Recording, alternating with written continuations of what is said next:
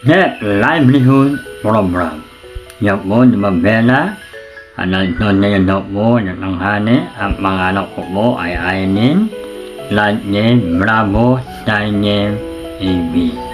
At yun na yung po, mga anak ko po ay Yelmar. At family name ay Bravo. Yan po, Steinem po. At okay po. Maraming salamat sa aming mabela. Sila po ay tinuturo ko mo sila na mabela. At kaya daw po niya na mabela na katulad niya binagawa ni Bella. Sila po ay mag-asawa. Dalawa po sila. At pinapakita po yung food supplement na ibibenta. Katulad niya lamang po yung Body Front Premium. Yan po ay 1,000 po yan. Yung June 18-in-1, my favorite at yung kape at my favorite yung nectar, 350 po, naka-promo. Yan po. Ito po, binibenta mo supplement, sabi niya mabela, pwede niya magpuntingit-tingit. Halimbawa po, ito po ay 5 grams na po, yung body from New Zealand, 100. At ito naman mong 18-in-1, 50 pesos mo.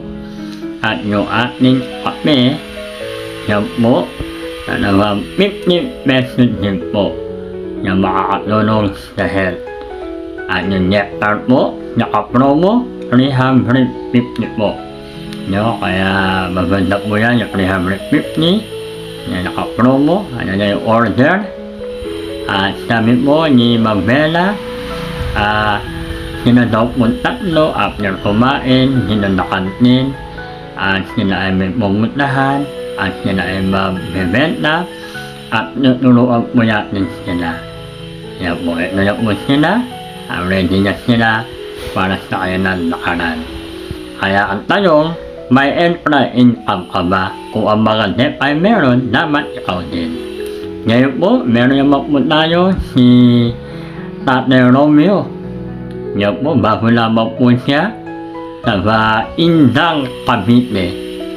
Yan po, meron po siya pinapakita, nababasahin, na nabibenta po yung food supplement. At hindi naman po masama dahil legit, may mga legalities, yan po, talagang nabibenta po sila ng food supplement na makakatulong po sa kalusugan ng mga tao. Yan po, no? Kaya